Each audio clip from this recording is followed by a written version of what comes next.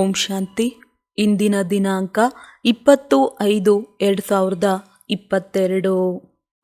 ಮಧುರ ಮಕ್ಕಳೇ, ನಿಮ್ಮ ಈ ಜೀವನವನ್ನು ಕವಡೆಯಿಂದ ವಜ್ರ ಸಮಾನವನ್ನಾಗಿ ಮಾಡಿಕೊಳ್ಳಬೇಕೆಂದರೆ ಸಮಯವನ್ನು ಸಫಲ ಮಾಡಿ ಅವಗುಣಗಳನ್ನು ತೆಗೆಯಿರಿ.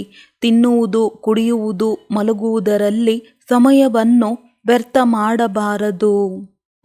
ಪ್ರಶ್ನೆ: ಮನುಷ್ಯರು ಯಾವ ಒಂದು ಶಬ್ದದಿಂದ ಎಲ್ಲರನ್ನೂ ಭಗವಂತನ ರೂಪವೆಂದು ತಿಳಿದುಕೊಂಡಿದ್ದಾರೆ? ಉತ್ತರ: ಬಾಬಾ ಹೇಳುತ್ತಾರೆ, ನಾನು ಈ ಸಮಯದಲ್ಲಿ ಬಹುರೂಪಿಯಾಗಿದ್ದೇನೆ. ಇಲ್ಲಿ ಯಾವಾಗ ಮುರುಳಿ ನುಡಿಸುತ್ತೇನೆ ಆಗ ಪರಮಧಾಮವು ಖಾಲಿಯಾಗುತ್ತದೆ ಎಂದಲ್ಲ. ನಾನಂತೂ ಈ ಸಮಯದಲ್ಲಿ ತುಂಬ ಕೆಲಸ ಮಾಡಬೇಕಾಗುತ್ತದೆ, ತುಂಬ ಸೇವೆ ನಡೆಯುತ್ತದೆ. ಮಕ್ಕಳಿಗೆ, ಭಕ್ತರಿಗೆ ಸಾಕ್ಷಾತ್ಕಾರ ಮಾಡಿಸಬೇಕಾಗುತ್ತದೆ. ಈ ಸಮಯದಲ್ಲಿ ನಾನು ಬಹುರೂಪಿ ಆಗಿದ್ದೇನೆ. ಇದೇ ಒಂದು ಶಬ್ದದಿಂದ ಮನುಷ್ಯರು ಎಲ್ಲರನ್ನೂ ಭಗವಂತನ ರೂಪವೆಂದು ಹೇಳಿದ್ದಾರೆ. ಪ್ರಶ್ನೆ: ತಂದೆಯ ಯಾವ ಶ್ರೀಮತವನ್ನು ಪಾಲನೆ ಮಾಡುವ ಮಕ್ಕಳು ಸುಪುತ್ರರಾಗಿದ್ದಾರೆ? ಉತ್ತರ: ತಂದೆಯು ಹೇಳುತ್ತಾರೆ, ಮಕ್ಕಳೇ, ಎಂದು ಸೇವಾಭಂಗ ಮಾಡಬೇಡಿ. ಸಮಯವು ತುಂಬ ಅಮೂಲ್ಯವಾಗಿದೆ. ಇದನ್ನು ಮಲಗುವುದರಲ್ಲಿ ಕಳೆಯಬೇಡಿ. ಕಡಿಮೆಗಿಂತ ಕಡಿಮೆ 8 ಗಂಟೆ ನನ್ನ ಸೇವೆ ಮಾಡಿ. ಈ ಶ್ರೀಮತವನ್ನು ಪಾಲನೆ ಮಾಡುವಂಥವರೇ ಸುಪುತ್ರರಾಗಿದ್ದಾರೆ. ಗೀತೆ: ನೀನು ರಾತ್ರಿಯನ್ನು ನಿದ್ರೆಯಲ್ಲಿ ಕಳೆದೆ, ಹಗಲನ್ನು ತಿನ್ನುವುದರಲ್ಲಿ ಕಳೆದೆ. ಓಂ ಶಾಂತಿ. ತಂದೆಯು ಮಕ್ಕಳಿಗೆ ತಿಳಿಸುತ್ತಿದ್ದಾರೆ, ನಾವೆಲ್ಲರೂ ತಂದೆಯ ಮಕ್ಕಳಾಗಿದ್ದೇವೆಂದು ಮಕ್ಕಳು ಸಹ ತಿಳಿದುಕೊಂಡಿದ್ದೀರಿ. ನಮ್ಮ ಶರೀರದ ತಂದೆಯು ಶಾರೀರಿಕವಾಗಿದ್ದಾರೆ, ಆದರೆ ಆತ್ಮವು ಅಶರೀರಿ ಆಗಿದೆ. ಆದ್ದರಿಂದ ಆತ್ಮನ ತಂದೆಯು ಅಶರೀರಿ ಆಗಿದ್ದಾರೆ. ತಂದೆಯು ತಿಳಿಸಿದ್ದಾರೆ, ಬೇಹದ್ದಿನ ತಂದೆಯಿಂದ ಬೇಹದ್ದಿನ ಸುಖದ ಆಸ್ತಿಯು ಸಿಗುತ್ತದೆ. ಈಗ ಶುರುವಾಗಿ ಅದು ತ್ರೇತಾದ ಅಂತ್ಯದವರೆಗೆ ನಡೆಯುತ್ತದೆ. ನೀವೀಗ ಭವಿಷ್ಯದ 21 ಜನ್ಮಗಳ ಪ್ರಾರಬ್ಧಕ್ಕೋಸ್ಕರ ಪುರುಷಾರ್ಥ ಮಾಡುತ್ತಿದ್ದೀರಿ. ನಂತರ ಹದ್ದಿನದ್ದು ಶುರುವಾಗುತ್ತದೆ. ಬೇಹದ್ ಪೂರ್ಣ ಆಗಿಬಿಡುತ್ತದೆ. ಇವು ಗುಹ್ಯ ಮಾತುಗಳಾಗಿದೆಯಲ್ಲವೇ? ಹದ್ದಿನ ತಂದೆಯಿಂದ ನಾವು ಅರ್ಧಕಲ್ಪ ಹದ್ದಿನ ಆಸ್ತಿಯನ್ನು ತೆಗೆದುಕೊಳ್ಳುತ್ತಾ ಮತ್ತು ಬೇಹದ್ದಿನ ತಂದೆಯನ್ನು ನೆನಪು ಮಾಡುತ್ತಾ ಬಂದಿದ್ದೇವೆ. ಆತ್ಮನ ಸಂಬಂಧದಲ್ಲಿ ಎಲ್ಲರೂ ಸಹೋದರರಾಗಿದ್ದಾರೆ. ಭಗವಂತ ತಂದೆ ಆಗಿದ್ದಾರೆ. ಹೇಳುತ್ತೀರಿ, ನಾವು ಆತ್ಮಗಳು ಸಹೋದರರಾಗಿದ್ದೇವೆ. ನಂತರ ಮನುಷ್ಯ ಸೃಷ್ಟಿಯ ರಚನೆಯನ್ನು ರಚಿಸಿದಾಗ ಸಹೋದರ ಸಹೋದರಿಯರಾಗುತ್ತೇವೆ. ಇದು ಹೊಸ ರಚನೆ ಆಗಿದೆ ಎಲ್ಲವೇ? ಮತ್ತೆ ಅಂತ್ಯದಲ್ಲಿ ಪರಿವಾರವು ಹೆಚ್ಚುತ್ತದೆ. ಚಿಕ್ಕಪ್ಪ, ದೊಡ್ಡಪ್ಪ, ಮಾಮ ಎಲ್ಲರೂ ಅಂತ್ಯದಲ್ಲಿ ಇರುತ್ತಾರೆ. ಈ ಸಮಯದಲ್ಲಿ ತಂದೆಯು ರಚನೆಯನ್ನು ರಚಿಸುತ್ತಾರೆ. ಇಲ್ಲಿ ಪುತ್ರ ಮತ್ತು ಪುತ್ರಿಯರಿದ್ದಾರೆ. ಬೇರೆ ಯಾವುದೇ ಸಂಬಂಧವಿಲ್ಲ. ಈಗ ನೀವು ಜೀವಿಸಿದಂತೆಯೇ ಸಹೋದರ ಸಹೋದರಿಯರಾಗುತ್ತೀರಿ. ಅನ್ಯ ಯಾವುದೇ ಸಂಬಂಧದೊಂದಿಗೆ ಹೋಲಿಕೆ ಇಲ್ಲ. ಈಗ ನಿಮಗೆ ಹೊಸ ಜನ್ಮವು ಸಿಕ್ಕಿಬಿಟ್ಟಿದೆ. ನಾವೀಗ ಈಶ್ವರೀಯ ಸಂತಾನರಾಗಿದ್ದೇವೆ. ಶಿವವಂಶಿ ಬ್ರಹ್ಮಕುಮಾರ ಕುಮಾರಿಯರಾಗಿದ್ದೇವೆ. ಬ್ರಹ್ಮ ಕುಮಾರ ಕುಮಾರಿಯರಿಗೆ ಮತ್ಯಾವುದೇ ಸಂಬಂಧವಿಲ್ಲ. ಈ ಸಮಯದಲ್ಲಿ ಇಡೀ ಪ್ರಪಂಚವು ಪತಿತವಾಗಿದೆ. ಇದನ್ನು ಪಾವನ ಮಾಡಲೇಬೇಕು. ಬಾಬಾ, ನಾವು ನಿಮ್ಮವರಾಗಿದ್ದೇವೆ ಎಂದು ಮಕ್ಕಳು ಹೇಳುತ್ತಾರೆ. ತಂದೆಯು ಹೇಳುತ್ತಾರೆ, ಮಕ್ಕಳೇ, ಭವಿಷ್ಯಕ್ಕೋಸ್ಕರ ಪುರುಷಾರ್ಥ ಮಾಡಿ ತಮ್ಮ ಜೀವನವನ್ನು ವಜ್ರ ಸಮಾನ ಮಾಡಿಕೊಳ್ಳಿ. ಇಡೀ ದಿನ ಕೇವಲ ತಿನ್ನುವುದು, ಕುಡಿಯುವುದು, ರಾತ್ರಿಯಲ್ಲಿ ಮಲಗುವುದು ಮತ್ತು ತಂದೆಯನ್ನು ನೆನಪು ಮಾಡದೇ ಇರುವುದು, ಇದರಿಂದ ಯಾವುದೇ ವಜ್ರ ಸಮಾನ ಜನ್ಮ ಸಿಗುವುದಿಲ್ಲ. ತಂದೆಯು ಹೇಳುತ್ತಾರೆ, ಶರೀರ ನಿರ್ವಹಣಾರ್ಥ ಕರ್ಮ ಮಾಡುತ್ತಾ ಗೃಹಸ್ಥ ವ್ಯವಹಾರದಲ್ಲಿ ಇರುತ್ತಾ ಕಮಲ ಪುಷ್ಪ ಸಮಾನರಾಗಬೇಕಾಗಿದೆ. ನಾವು ಕವಡೆಯಿಂದ ವಜ್ರ ಸಮಾನ ಅರ್ಥಾತ್ ಮನುಷ್ಯನಿಂದ ದೇವತೆ ಆಗುತ್ತಿದ್ದೇವೆ ಎಂದು ನಿಮಗೆ ತಿಳಿದಿದೆ. ಮನುಷ್ಯರಲ್ಲಿ ತುಂಬ ಅವಗುಣಗಳಿವೆ, ದೇವತೆಗಳಲ್ಲಿ ಗುಣಗಳಿರುತ್ತವೆ. ಆದ್ದರಿಂದಲೇ ಮನುಷ್ಯರು ದೇವತೆಗಳ ಮುಂದೆ ಹೋಗಿ ತಮ್ಮ ಅವಗುಣಗಳನ್ನು ಹೇಳುತ್ತಾರಲ್ಲವೇ. ತಾವು ಸರ್ವಗುಣ ಸಂಪನ್ನರು, ನಾವು ನೀಚರು, ಪಾಪಿಗಳಾಗಿದ್ದೇವೆ. ಈಗ ತಂದೆಯು ಹೇಳುತ್ತಾರೆ, ತಮ್ಮಿಂದ ಆಸುರಿ ಗುಣಗಳನ್ನು ತೆಗೆದು ಈಶ್ವರೀಯ ದೈವಿ ಗುಣಗಳನ್ನು ಧಾರಣೆ ಮಾಡಬೇಕಾಗಿದೆ. ತಂದೆಯಂತೂ ನಿರಾಕಾರನಾಗಿದ್ದಾರೆ, ಮನುಷ್ಯ ಸೃಷ್ಟಿಯ ಬೀಜರೂಪ ಆಗಿದ್ದಾರೆ. ಅವರು ಸತ್ಯ ಚೈತನ್ಯ ಆಗಿದ್ದಾರೆ, ಜ್ಞಾನಸಾಗರ ಆಗಿದ್ದಾರೆ. ಈ ಜ್ಞಾನವು ಬುದ್ಧಿಯಲ್ಲಿ ಕುಳಿತಿದೆ ಎಲ್ಲವೇ. ಇದು ಹೊಸ ಜ್ಞಾನವಾಗಿದೆ. ಯಾವುದೇ ವೇದಶಾಸ್ತ್ರಗಳಲ್ಲಿ ಈ ಜ್ಞಾನವಿಲ್ಲ. ಈಗ ನೀವು ಏನನ್ನು ಕೇಳುತ್ತೀರಿ, ಇದು ಮತ್ತೆ ಪ್ರಾಯಲೋಪ ಆಗಿಬಿಡುವುದು. ಈಗ ನೀವು ತಿಳಿದುಕೊಂಡಿದ್ದೀರಿ, ನಾವು ಆಸುರಿ ಗುಣವುಳ್ಳ ಮನುಷ್ಯರಿಂದ ಧಾರಣೆ ಮಾಡಿ ತಂದೆಯ ಮುಖಾಂತರ ದೇವತೆ ಆಗುತ್ತಿದ್ದೇವೆ. ಪಾಪಗಳ ಹೊರೆಯು ತಲೆಯ ಮೇಲಿದೆ, ಅದನ್ನು ತಂದೆಯ ನೆನಪಿನಿಂದ ನಾವು ಭಸ್ಮ ಮಾಡುತ್ತೇವೆ. ಭಕ್ತಿ ಮಾರ್ಗದಲ್ಲೂ ಸಹ ಗಂಗೆಯಲ್ಲಿ ಸ್ನಾನ ಮಾಡುವುದರಿಂದ ಪಾಪವು ಭಸ್ಮವಾಗುತ್ತದೆ ಎಂದು ಹೇಳುತ್ತಲೇ ಬಂದಿದ್ದಾರೆ. ಆದರೆ ನೀರಿನಿಂದ ಪಾವನರಾಗಲು ಸಾಧ್ಯವಿಲ್ಲ.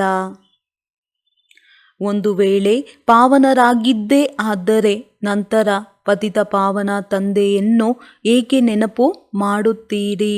ಏನೂ ತಿಳಿದುಕೊಂಡಿಲ್ಲ.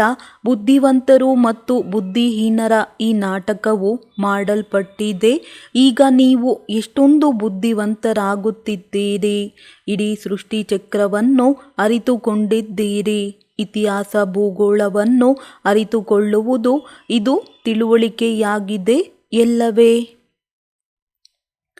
ಒಂದು ವೇಳೆ ತಿಳಿದುಕೊಂಡಿಲ್ಲವೆಂದರೆ ಅವರನ್ನು ಬುದ್ಧಿಹೀನರೆಂದು ಹೇಳುತ್ತಾರಲ್ಲವೇ. ಈಗ ನೀವು ಮಕ್ಕಳು ತಿಳಿದುಕೊಂಡಿದ್ದೀರಿ, ನಾನು ನಿಮ್ಮನ್ನು ವಜ್ರ ಸಮಾನರನ್ನಾಗಿ ಮಾಡಲು ಬಂದಿದ್ದೇನೆ ಎಂದು ತಂದೆಯು ತಮ್ಮ ಪರಿಚಯವನ್ನು ತಮ್ಮ ಮಕ್ಕಳಿಗೆ ಕೊಟ್ಟಿದ್ದಾರೆ. ಇಲ್ಲಿಂದ ಕೇಳಿ ಹೋಗಿ, ತಿಂದು ಕುಡಿದು ಹೇಗೆ ಹಿಂದೆ ನಡೆಯುತ್ತಿದ್ದೀರಿ, ಆ ರೀತಿ ಆಗಬಾರದು. ಅದಂತೂ ಕವಡೆಯ ಸಮಾನ ಜೀವನವಾಗಿತ್ತು. ದೇವತೆಗಳದ್ದು ವಜ್ರ ಸಮಾನ ಜೀವನವಾಗಿದೆ. ಅವರು ಸ್ವರ್ಗದಲ್ಲಿ ಸುಖವನ್ನು ಭೋಗಿಸುತ್ತಿದ್ದರು. ಚಿತ್ರವು ಇದೆಯಲ್ಲವೇ. ನಾವೇ ಸುಖಿಗಳಾಗಿದ್ದೆವು, ನಾವೇ ದುಃಖಿಗಳಾದೆವು ಎನ್ನುವುದನ್ನು ನೀವು ಮೊದಲು ತಿಳಿದುಕೊಂಡಿರಲಿಲ್ಲ. ನಾವು 84 ಜನ್ಮಗಳನ್ನು ಹೇಗೆ ತೆಗೆದುಕೊಂಡೆವು, ಇದನ್ನು ಸಹ ಮೊದಲು ತಿಳಿದುಕೊಂಡಿರಲಿಲ್ಲ. ಈಗ ನಾನು ತಿಳಿಸುತ್ತೇನೆ. ನೀವೀಗ ಅನ್ಯರಿಗೂ ತಿಳಿಸಲು ಯೋಗ್ಯರಾಗಿದ್ದೀರಿ. ತಂದೆಯು ಬುದ್ಧಿವಂತರನ್ನಾಗಿ ಮಾಡುವುದರಿಂದ ಮತ್ತೆ ಅನ್ಯರಿಗೂ ಆ ತಿಳುವಳಿಕೆಯನ್ನು ಕೊಡಬೇಕು. ಮನೆಯಲ್ಲಿ ಹೋದಾಗ ಮತ್ತೆ ಅದೇ ಹಳೆಯ ಚಲನೆಯಲ್ಲಿ ನಡೆಯುವಂತಾಗಬಾರದು. ಶಿಕ್ಷಣವನ್ನು ಪಡೆದು ಮತ್ತೆ ಅನ್ಯರಿಗೂ ಶಿಕ್ಷಣವನ್ನು ಕೊಡಿ. ತಂದೆಯ ಪರಿಚಯವನ್ನು ಕೊಡಲು ಹೋಗಬೇಕಾಗುತ್ತದೆ. ಬೇಹದ್ದಿನ ತಂದೆಯು ಎಲ್ಲರಿಗೂ ಒಬ್ಬರೇ ಆಗಿದ್ದಾರೆ. ಎಲ್ಲ ಧರ್ಮದವರು ಅವರನ್ನೇ ಏ ಪರಂಪಿತ ಪರಮಾತ್ಮ ಅಥವಾ ಏ ಪ್ರಭು ಎಂದು ಕರೆಯುತ್ತಾರೆ. ಪರಮಾತ್ಮನನ್ನು ನೆನಪು ಮಾಡದೆ ಇರುವವರು ಯಾರೂ ಇರುವುದಿಲ್ಲ. ಎಲ್ಲ ಧರ್ಮದ ತಂದೆಯು ಒಬ್ಬರೇ ಆಗಿದ್ದಾರೆ. ಒಬ್ಬರನ್ನೇ ಎಲ್ಲರೂ ನೆನಪು ಮಾಡುತ್ತಾರೆ. ತಂದೆಯಿಂದ ಆಸ್ತಿ ಪಡೆಯಲು ಎಲ್ಲರೂ ಹಕ್ಕುದಾರರಾಗಿದ್ದಾರೆ. ಆಸ್ತಿಯ ಮೇಲೆ ತಿಳಿಸಬೇಕಾಗಿದೆ. ತಂದೆಯು ಯಾವ ಆಸ್ತಿಯನ್ನು ಕೊಡುತ್ತಾರೆ? ಮುಕ್ತಿ ಮತ್ತು ಜೀವನ್ಮುಕ್ತಿ. ಇಲ್ಲಂತೂ ಎಲ್ಲರೂ ಜೀವನ ಬಂಧನದಲ್ಲಿದ್ದಾರೆ. ತಂದೆಯೇ ಬಂದು ಎಲ್ಲರನ್ನೂ ರಾವಣನ ಬಂಧನದಿಂದ ಬಿಡಿಸುತ್ತಾರೆ. ಈ ಸಮಯದಲ್ಲಿ ಯಾರೂ ಬಂಧನ ಮುಕ್ತರಾಗಿಲ್ಲ, ಏಕೆಂದರೆ ರಾವಣ ರಾಜ್ಯವಾಗಿದೆ. ದೇಹಾಭಿಮಾನಿಗಳಾಗಿದ್ದಾರೆ. ದೇವತೆಗಳು ಆತ್ಮಾಭಿಮಾನಿಗಳಾಗುವುದರಿಂದ ನಾವು ಆತ್ಮ ಒಂದು ಶರೀರವನ್ನು ಬಿಟ್ಟು ಇನ್ನೊಂದು ಶರೀರವನ್ನು ತೆಗೆದುಕೊಳ್ಳುತ್ತೇವೆ ಎನ್ನುವುದನ್ನು ತಿಳಿದಿರುತ್ತಾರೆ. ಮನುಷ್ಯರು ಕೇವಲ ಪರಮಾತ್ಮನನ್ನೇ ಅರಿತುಕೊಂಡಿಲ್ಲ. ಪರಮಾತ್ಮನನ್ನು ಅರಿತುಕೊಂಡರೆ ನಂತರ ಇಡೀ ಸೃಷ್ಟಿಚಕ್ರವನ್ನು ಅರಿತುಕೊಳ್ಳುತ್ತಾರೆ. ನೀವೇ ತ್ರಿಕಾಲದರ್ಶಿಗಳಾಗಿದ್ದೀರಿ. ಬ್ರಾಹ್ಮಣರನ್ನು ತಂದೆಯು ಕುಳಿತು ತ್ರಿಕಾಲದರ್ಶಿಗಳನ್ನಾಗಿ ಮಾಡುತ್ತಾರೆ. ಯಾವಾಗ ದೇವತೆಗಳು ತ್ರಿಕಾಲದರ್ಶಿಗಳಾಗಿರುವುದಿಲ್ಲ ಎಂದಾಗ, ಅವರ ವಂಶಾವಳಿಯು ಬಂದಾಗ ಅವರಲ್ಲೂ ಸಹ ಈ ಜ್ಞಾನ ಇರುವುದಿಲ್ಲವೆಂದಾಗ ಮತ್ತೆ ಅನ್ಯರಲ್ಲಿ ಈ ಜ್ಞಾನ ಎಲ್ಲಿಂದ ಬರಬೇಕು? ಕೊಡುವವರು ಒಬ್ಬರೇ ಆಗಿದ್ದಾರೆ. ಈ ಸಹಜ ರಾಜಯೋಗದ ಜ್ಞಾನವು ಮತ್ಯಾರಿಗೂ ಇರಲು ಸಾಧ್ಯವಿಲ್ಲ. ದೇವಿ ದೇವತಾ ಧರ್ಮದ ಶಾಸ್ತ್ರಗಳು ಬೇಕು. ಆದ್ದರಿಂದ ನಾಟಕದ ಅನುಸಾರ ಅವರು ನಂತರ ಶಾಸ್ತ್ರಗಳನ್ನು ಮಾಡಬೇಕಾಗುತ್ತದೆ. ಗೀತಾ, ಭಾಗವತ ಮುಂತಾದವೆಲ್ಲವೂ ಹೀಗೆಯೇ ಆಗುತ್ತದೆ. ಗ್ರಂಥಗಳೂ ಸಹ ಹೀಗೆಯೇ ಆಗುತ್ತವೆ. ಈಗ ಗ್ರಂಥವು ಎಷ್ಟೊಂದು ದೊಡ್ಡದಾಗಿ ಬಿಟ್ಟಿದೆ. ಇಷ್ಟು ಚಿಕ್ಕದಾಗಿತ್ತು, ಕೈಯಿಂದ ಬರೆಯಲ್ಪಟ್ಟಿತು, ನಂತರ ವೃದ್ಧಿಯನ್ನು ಪಡೆದಿದೆ. ಈ ಶಾಸ್ತ್ರಗಳು ಹಾಗೆಯೇ ಮಾಡಲ್ಪಟ್ಟಿದೆ. ಒಂದು ವೇಳೆ ಇವುಗಳ ಗ್ರಂಥವನ್ನು ಕುಳಿತು ಬರೆದರೆ ತುಂಬ ದೊಡ್ಡದಾಗಿ ಬಿಡುತ್ತದೆ. ಆದರೆ ನಂತರ ಇವುಗಳನ್ನು ಸಂಕ್ಷಿಪ್ತ ಮಾಡಲಾಗಿದೆ. ಅಂತ್ಯದಲ್ಲಿ ತಂದೆಯು 2 ಅಕ್ಷರಗಳನ್ನು ಹೇಳುತ್ತಾರೆ, ಮನ್ಮನಾಭವ. ನಾನು ನಿಮಗೆ ಎಲ್ಲ ವೇದಶಾಸ್ತ್ರಗಳ ಸಾರವನ್ನು ತಿಳಿಸುತ್ತೇನೆ. ಆದ್ದರಿಂದ ಅವಶ್ಯವಾಗಿ ಇಂತಿಂತಹ ಶಾಸ್ತ್ರಗಳಲ್ಲಿ ಹೀಗೀಗೆ ಇದೆ ಎಂದು ಹೆಸರುಗಳನ್ನು ತೆಗೆದುಕೊಳ್ಳಬೇಕಾಗುತ್ತದೆ. ಇವುಗಳು ಯಾವುದೇ ಧರ್ಮದ ಶಾಸ್ತ್ರವಲ್ಲ. ಭಾರತದ ಧರ್ಮವು ಒಂದೇ ಆಗಿದೆ. ಆದರೆ ಇದು ಯಾವ ಧರ್ಮದ ಶಾಸ್ತ್ರವಾಗಿದೆ ಎಂದು ಸಿದ್ಧ ಮಾಡಲಾಗುವುದಿಲ್ಲ. ಭಾರತದ ಶಾಸ್ತ್ರವು ಒಂದೇ ಗೀತೆಯಾಗಿದೆ. ಗೀತೆಯು ಸರ್ವಶಾಸ್ತ್ರ ಶಿರೋಮಣಿ ಎಂದು. ಗೀತೆಯ ಮಹಿಮೆಯನ್ನು ನೀವು ಸ್ಪಷ್ಟವಾಗಿ ತಿಳಿದುಕೊಂಡಿದ್ದೀರಿ. ಈ ಗೀತೆಯಿಂದ ತಂದೆಯೂ ಬಂದು ಭಾರತವನ್ನು ಸ್ವರ್ಗವನ್ನಾಗಿ ಮಾಡುತ್ತಾರೆ. ಭಾರತದ ಶಾಸ್ತ್ರಗಳಿಗೆ ತುಂಬ ಗೌರವ ಸಿಗುತ್ತದೆ. ಆದರೆ ಗೀತೆಯ ಭಗವಂತ ಯಾರಾಗಿದ್ದರೂ ಅವರನ್ನು ತಿಳಿಯದೇ ಇರುವ ಕಾರಣ ಅಸತ್ಯ ಪ್ರತಿಜ್ಞೆಯನ್ನು ಮಾಡಿಸುತ್ತಾರೆ. ಈಗ ಅದನ್ನು ಸರಿ ಮಾಡಿ. ಭಗವಂತನು ನಾನು ಸರ್ವವ್ಯಾಪಿ ಆಗಿದ್ದೇನೆ ಎಂದು ಹೇಳಿಲ್ಲ. ಒಂದು ಮಗು ಕೇಳಿದರೂ ಶಿವಬಾಬಾ ಯಾವಾಗ ಇಲ್ಲಿ ಬರುತ್ತಾರೆ, ಮುರುಳಿಯನ್ನು ನುಡಿಸುತ್ತಾರೆಂದರೆ ಪರಮಧಾಮದಲ್ಲಿಯೂ ಇರುತ್ತಾರೆಯೇ? ಬಾಬಾ ಹೇಳುತ್ತಾರೆ, ಈ ಸಮಯದಲ್ಲಿ ನಿಮಗೆ ತುಂಬ ಸೇವೆ ಮಾಡಬೇಕಾಗುತ್ತದೆ. ತುಂಬ ಸರ್ವಿಸ್ ನಡೆಯುತ್ತದೆ. ಅನೇಕ ಮಕ್ಕಳಿಗೆ, ಭಕ್ತರು ಮುಂತಾದವರಿಗೂ ಸಾಕ್ಷಾತ್ಕಾರ ಮಾಡಿಸುತ್ತೇನೆ. ಈ ಸಮಯದಲ್ಲಿ ನಾನು ಬಹುರೂಪಿ ಆಗಿದ್ದೇನೆ. ಈ ಬಹುರೂಪಿ ಅಕ್ಷರದಿಂದಲೇ ಮನುಷ್ಯರು ಎಲ್ಲರೂ ಭಗವಂತನ ರೂಪವೆಂದು ತಿಳಿದುಕೊಂಡಿದ್ದಾರೆ. ಮಾಯಾ ಉಲ್ಟಾ ಮಾಡಿಬಿಡುತ್ತದೆ. ನಂತರ ತಂದೆಯು ಅದನ್ನು ಸುಲ್ಟಾ ಮಾಡುತ್ತಾರೆ. ನೀವು ಮಕ್ಕಳು ಈಗ ಮುಕ್ತಿಧಾಮದಲ್ಲಿ ಹೋಗುವಂತಹ ಪುರುಷಾರ್ಥವನ್ನು ಮಾಡುತ್ತೀರಿ. ನಿಮ್ಮ ಬುದ್ಧಿಯು ಮುಕ್ತಿಧಾಮದ ಕಡೆ ಇದೆ. ನಿಮಗೆ ತಂದೆಯು ಮಾಡಿಸುತ್ತಿರುವಂತಹ ಪುರುಷಾರ್ಥವನ್ನು ಯಾವುದೇ ಮನುಷ್ಯರು ಮಾಡಿಸಲು ಸಾಧ್ಯವಿಲ್ಲ. ಈಗ ತಮ್ಮ ಬುದ್ಧಿಯೋಗವನ್ನು ಅಲ್ಲಿ ಜೋಡಿಸಿ, ಜೀವಿಸಿದಂತೆಯೇ ಈ ಶರೀರವನ್ನು ಮರೆಯುತ್ತಾ ಹೋಗಿ ಮನುಷ್ಯರು ಸತ್ತಾಗ ಸ್ವರ್ಗಕ್ಕೆ ಹೋದರೆಂದು ಹೇಳುತ್ತಾರೆ. ಆದರೂ ಸಹ ಮತ್ತೆ ಅಳುತ್ತಿರುತ್ತಾರೆ. ತಂದೆಗೆ ಯಾರು ಸುಪುತ್ರ ಮಕ್ಕಳಿದ್ದಾರೆ ಅವರೇ ತಂದೆಯ ಸಹಯೋಗಿಗಳಾಗಿ ಸೇವೆ ಮಾಡುತ್ತಾರೆ. ಅವರು ಎಂದೂ ಸೇವಾಭಂಗ ಮಾಡುವುದಿಲ್ಲ.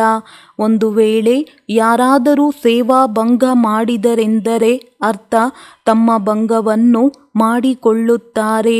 ತಂದೆಯು ಹೇಳುತ್ತಾರೆ, ಮಧುರ ಮಕ್ಕಳೇ, ಈ ಸಮಯವು ತುಂಬ ಅಮೂಲ್ಯವಾಗಿದೆ. ಭವಿಷ್ಯ 21 ಜನ್ಮಗಳಿಗೆ ನೀವು ಸಂಪಾದನೆಯನ್ನು ಮಾಡುತ್ತೀರಿ.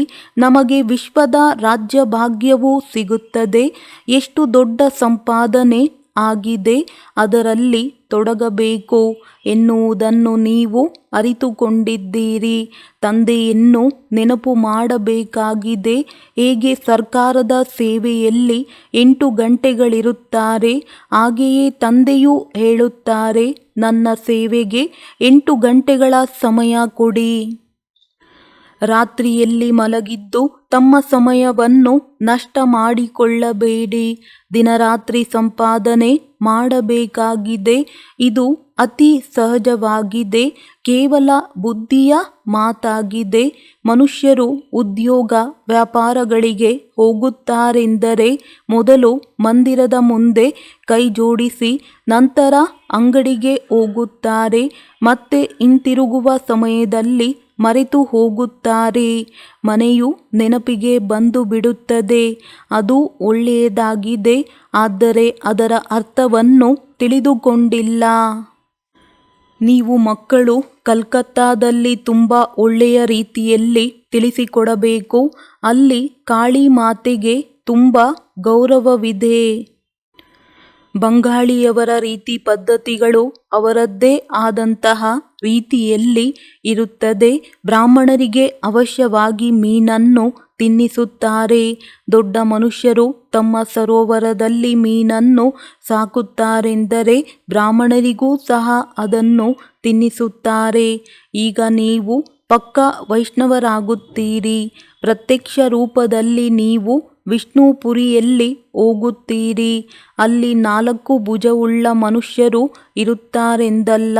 ಲಕ್ಷ್ಮೀನಾರಾಯಣರ ಕಂಬೈನ್ಡ್ ಸ್ವರೂಪಕ್ಕೆ ವಿಷ್ಣು ಎಂದು ಹೇಳಲಾಗುತ್ತದೆ. 2 ಭುಜ ಲಕ್ಷ್ಮಿಯದು, 2 ಭುಜ ನಾರಾಯಣನದ್ದು. ನೀವು ಲಕ್ಷ್ಮಿಯ ಪೂಜೆ ಮಾಡುತ್ತೀರೆಂದರೆ ವಾಸ್ತವದಲ್ಲಿ ವಿಷ್ಣುವಿನ ಪೂಜೆ ಮಾಡುತ್ತೀರಿ. ಇಬ್ಬರು ಇದ್ದಾರಲ್ಲವೇ? ಆದರೆ ಈ ಸಮಯದಲ್ಲಿ ಮಹಿಮೆಯು ಮಾತೆಯರದ್ದಾಗಿದೆ. ಜಗದಂಬಾರವರ ಗಾಯನವಿದೆ. ಲಕ್ಷ್ಮಿಯ ಹೆಸರನ್ನು ಗಾಯನ ಮಾಡಲಾಗಿದೆ. ತಂದೆಯೇ ಬಂದು ಮಾತೆಯರ ಮುಖಾಂತರ ಎಲ್ಲರಿಗೆ ಸದ್ಗತಿ ಕೊಡುತ್ತಾರೆ. ಜಗದಂಬಾರವರೇ ನಂತರ ರಾಜರಾಜೇಶ್ವರಿ ಆಗುತ್ತಾರೆ. ಮಾತೆಯ ಪೂಜೆ ಆಗುತ್ತದೆ. ವಾಸ್ತವದಲ್ಲಿ ಜಗದಂಬಾರವರಂತೂ ಒಬ್ಬರೇ ಆಗಿದ್ದಾರಲ್ಲವೇ? ಶಿವನ ಒಂದು ಲಿಂಗವನ್ನು ಮಾಡುತ್ತಾರೆ. ಹಾಗೆಯೇ ಚಿಕ್ಕ ಚಿಕ್ಕ ಸಾಲಿಗ್ರಾಮಗಳನ್ನು ಮಾಡುತ್ತಾರೆ. ಹಾಗೆಯೇ ಕಾಳಿಯ ಚಿಕ್ಕ ಮಂದಿರಗಳು ಅನೇಕವಿದೆ. ಇವು ತಾಯಿಯ ಸಂತಾನವಾಗಿವೆ. ಈಗ ತಂದೆಯು ನಿಮ್ಮನ್ನು ತಮ್ಮವರನ್ನಾಗಿ ಮಾಡಿಕೊಳ್ಳುತ್ತಾರೆ. ಇದನ್ನೇ ಬಲಿಹಾರಿ ಆಗುವುದು ಎಂದು ಹೇಳಲಾಗುತ್ತದೆ. ನೀವು ತಂದೆಗೆ ಬಲಿಹಾರಿ ಆಗುತ್ತೀರಿ, ಬ್ರಹ್ಮ ಬಾಬಾರವರಿಗಲ್ಲ. ಆದ್ದರಿಂದ ತಂದೆಯು ತಿಳಿಸುತ್ತಾರೆ, ಈಗ ಸಮಯವನ್ನು ವ್ಯರ್ಥ ಮಾಡಬಾರದು. ವ್ಯಾಪಾರ ಮುಂತಾದವುಗಳನ್ನು ಬಲೆ ಮಾಡಿ ಒಂದು ವೇಳೆ ಸಾಕಷ್ಟು ಹಣವಿದ್ದರೆ ತಿನ್ನುವುದಕ್ಕೋಸ್ಕರ ಹೆಚ್ಚಿಗೆ ತಲೆಯನ್ನು ಏಕೆ ಕೆಡಿಸಿಕೊಳ್ಳುತ್ತೀರಿ? ಶಿವಬಾಬಾರವರ ಯಜ್ಞಕ್ಕೆ ಕೊಡುತ್ತೀರೆಂದರೆ ವಿಶ್ವದ ಸೇವೆಯಲ್ಲಿ ತೊಡಗಿಸುತ್ತೀರಿ. ತಂದೆಯು ಸೇವಾ ಕೇಂದ್ರಗಳನ್ನು ತೆರೆಯಿರಿ ಎಂದು ಹೇಳುತ್ತಾರೆ. ಅಲ್ಲಿ ಈ ಮಕ್ಕಳು ಹೋಗಿ ಮನುಷ್ಯರನ್ನು ದೇವತೆಗಳನ್ನಾಗಿ ಮಾಡುವ ಮಾರ್ಗವನ್ನು ತಿಳಿಸಲಿ. ಈ ವಿದ್ಯೆಯು ಎಷ್ಟೊಂದು ಫಸ್ಟ್ ಕ್ಲಾಸ್ ಆಗಿದೆ. ಇದರಿಂದ ಅನೇಕರ ಕಲ್ಯಾಣವಾಗುವುದು. ತಂದೆಯು ಹೇಳುತ್ತಾರೆ, ಮಕ್ಕಳೇ, ಲಕ್ಷಗಳು ಕೋಟಿಗಳನ್ನು ಸಂಪಾದನೆ ಮಾಡಿ, ಆದರೆ ಅದರಿಂದ ಭಾರತವು ಪಾವನ ಆಗುವ, ಸದಾ ಆರೋಗ್ಯವಾಗುವಂತಹ ಕಾರ್ಯ ಮಾಡಿ. ನೀವು ಭವಿಷ್ಯಕ್ಕೋಸ್ಕರ ಈಗ ಪೂರ್ಣ ಆಸ್ತಿಯನ್ನು ತೆಗೆದುಕೊಳ್ಳುತ್ತೀರಿ. ಅಲ್ಲಿ ಬಡವರು ಇರುವುದೇ ಇಲ್ಲ. ಅಲ್ಲಿಯೂ ಸಹ ಈಗಿನ ಪ್ರಾರಬ್ಧವನ್ನು ಭೋಗಿಸುವುದರಿಂದ ತುಂಬ ಧಾರಣೆ ಮಾಡಬೇಕು. ನಿಮ್ಮ ಒಂದೊಂದು ಪೈಸೆಯೂ ಸಹ ವಜ್ರ ಸಮಾನವಾಗಿದೆ. ಇದರಿಂದ ಭಾರತವು ಸ್ವರ್ಗವಾಗುತ್ತದೆ. ಬಾಕಿ ಯಾವುದನ್ನು ಉಳಿತಾಯ ಮಾಡುತ್ತಾರೆ ಅದೆಲ್ಲವೂ ಸಮಾಪ್ತಿ ಆಗಿಬಿಡುವುದು. ಆದ್ದರಿಂದ ಎಷ್ಟು ಧನವನ್ನು ಉಳಿತಾಯ ಮಾಡುತ್ತೀರಿ ಅದನ್ನು ಈ ಸೇವೆಯಲ್ಲಿ ತೊಡಗಿಸಿ. ಇದು ದೊಡ್ಡದಕ್ಕಿಂತ ದೊಡ್ಡ ಆಸ್ಪತ್ರೆ ಆಗಿದೆ. ಕೆಲವರು ಬಡ ಮಕ್ಕಳು ಹೇಳುತ್ತಾರೆ, ಬಾಬಾ, ನಾವು 8 ಆಣೆಗಳನ್ನು ಕೊಡುತ್ತೇವೆ, ಮನೆಗೆ ಇಟ್ಟಿಗೆಯನ್ನು ಹಾಕಿಸಿ. ಇಲ್ಲಿ ಮನುಷ್ಯರು ಸದಾ ಆರೋಗ್ಯವಂತರಾಗುತ್ತಾರೆಂದು ನಾವು ತಿಳಿದುಕೊಳ್ಳುತ್ತೇವೆ. ಇಲ್ಲಂತೂ ಅನೇಕರು ಬರುತ್ತಾರೆ. ನೀವು ಎಂದೂ ನೋಡಿಲ್ಲದಷ್ಟು ಕ್ಯೂ ನಿಲ್ಲುತ್ತದೆ. ಆದ್ದರಿಂದ ನಾವು ಹೇಗಿದ್ದವರು ಹೇಗಾಗುತ್ತೇವೆ ಎನ್ನುವ ತುಂಬ ಖುಷಿ ಇರಬೇಕು. ನಾವು ಶಿವಬಾಬಾರವರಿಂದ ಬೇಹದ್ದಿನ ಆಸ್ತಿಯನ್ನು ತೆಗೆದುಕೊಳ್ಳುತ್ತೇವೆ. ತಂದೆಯು ನಿರಾಕಾರ ಜ್ಞಾನಸಾಗರ ಆಗಿದ್ದಾರೆ. ಅವರೇ ಈ ರಥದಲ್ಲಿ ಪ್ರವೇಶ ಮಾಡುತ್ತಾರೆ. ಅಂದಾಗ ಮಕ್ಕಳು ತುಂಬ ದಯಾಹೃದಯಿಗಳಾಗಬೇಕು. ತಮ್ಮ ಮೇಲೂ ಮತ್ತು ಅನ್ಯರ ಮೇಲೂ ದಯೆ ತೋರಿಸಬೇಕು. ಒಳ್ಳೆಯದು. ಮಧುರಾತಿ ಮಧುರ ಅಗಲಿ ಹೋಗಿ ಮರಳಿ ಸಿಕ್ಕಿರುವಂತಹ ಮಕ್ಕಳಿಗೆ ಪ್ರೀತಿಯ ಮಾತ್ಪಿತಾ ಬಾಪ್ದಾದಾರವರ ನೆನಪು, ಪ್ರೀತಿ ಹಾಗೂ ಸುಪ್ರಭಾತ. ಆತ್ಮೀಯ ತಂದೆಯ ಆತ್ಮೀಯ ಮಕ್ಕಳಿಗೆ ನಮಸ್ತೆ. ಧಾರಣೆಗಾಗಿ ಮುಖ್ಯ ಸಾರ. ಭಾರತವನ್ನು ಪಾವನವನ್ನಾಗಿ ಮಾಡುವ ಸೇವೆಯಲ್ಲಿ ತಮ್ಮ ತನು ಮನ ಧನವನ್ನು ಸಫಲ ಮಾಡಬೇಕಾಗಿದೆ. ಒಂದೊಂದು ಪೈಸೆಯನ್ನು ವಜ್ರವೆಂದು ತಿಳಿದು ಭಾರತವನ್ನು ಸ್ವರ್ಗ ಮಾಡುವಂತಹ ಸೇವೆಯಲ್ಲಿ ತೊಡಗಿಸಬೇಕಾಗಿದೆ. ವ್ಯರ್ಥವಾಗಿ ಕಳೆಯಬಾರದಾಗಿದೆ. ಭವಿಷ್ಯದ 21 ಜನ್ಮಗಳ ಪ್ರಾರಬ್ಧವನ್ನು ಮಾಡಿಕೊಳ್ಳಲು ದಿನರಾತ್ರಿ ಸಂಪಾದನೆಯನ್ನು ಜಮಾ ಮಾಡಿಕೊಳ್ಳಬೇಕು. ಸಮಯವನ್ನು ವ್ಯರ್ಥವಾಗಿ ಕಳೆಯಬಾರದು. ಶರೀರವನ್ನು ಮರೆಯುವ ಪುರುಷಾರ್ಥವನ್ನು ಮಾಡಬೇಕಾಗಿದೆ. ವರದಾನ: ಅಕಾಲ ಸಿಂಹಾಸನದಿಂದ ಹೃದಯ ಸಿಂಹಾಸನಾಧಿಕಾರಿ ಆಗಿದ್ದು ಸ್ವರಾಜ್ಯದ ನಶೆಯಲ್ಲಿರುವಂತಹ ಪ್ರಕೃತಿ ಜೀತ್ ಮಾಯಾಜೀತ್ ಭವ. ಅಕಾಲ ಸಿಂಹಾಸನ ಅಧಿಕಾರಿ ಆತ್ಮನು ಸದಾ ಆತ್ಮಿಕ ನಶೆಯಲ್ಲಿ ಇರುತ್ತಾನೆ. ಹೇಗೆ ರಾಜನು ನಶೆಯಿಲ್ಲ ರಾಜಾಡಳಿತ ಮಾಡಲು ಸಾಧ್ಯವಿಲ್ಲವೋ ಹಾಗೆಯೇ ಆತ್ಮನು ಒಂದು ವೇಳೆ ಸ್ವರಾಜ್ಯದ ನಶೆಯಿಲ್ಲದಿದ್ದರೆ ಕರ್ಮೇಂದ್ರಿಯಗಳೆಂಬ ಪ್ರಜೆಗಳ ಮೇಲೆ ರಾಜಾಡಳಿತ ಮಾಡಲು ಸಾಧ್ಯವಿಲ್ಲ. ಆದ್ದರಿಂದ ಅಕಾಲ ಸಿಂಹಾಸನಾಧಿಕಾರಿಯಿಂದ ಹೃದಯ ಸಿಂಹಾಸನಾಧಿಕಾರಿ ಆಗಿರಿ. ಹಾಗೂ ಇದೇ ನಶೆಯಲ್ಲಿರುತ್ತೀರೆಂದರೆ ತಮ್ಮ ಮುಂದೆ ಯಾವುದೇ ವಿಘ್ನಗಳು ಅಥವಾ ಸಮಸ್ಯೆಗಳು ಬರಲು ಸಾಧ್ಯವಿಲ್ಲ. ಪ್ರಕೃತಿ ಹಾಗೂ ಮಾಯೆಯೂ ಸಹ ಯುದ್ಧ ಮಾಡಲು ಸಾಧ್ಯವಿಲ್ಲ. ಅಂದ ಮೇಲೆ ಸಿಂಹಾಸನಾಧೀಶರಾಗುವುದು ಅರ್ಥಾತ್ ಸಹಜವಾಗಿ ಪ್ರಕೃತಿ ಜೀತ್ ಮತ್ತು ಮಾಯಾಜೀತರಾಗುವುದು. ಸ್ಲೋಗನ್: ಸಂಕಲ್ಪಗಳ ಸಿದ್ಧಿಯನ್ನು ಪ್ರಾಪ್ತಿ ಮಾಡಿಕೊಳ್ಳಬೇಕೆಂದರೆ ಆತ್ಮಶಕ್ತಿಯ ಇಂಧನವನ್ನು ತುಂಬುತ್ತಿರಿ. ಒಳ್ಳೆಯದು. ಓಂ ಶಾಂತಿ.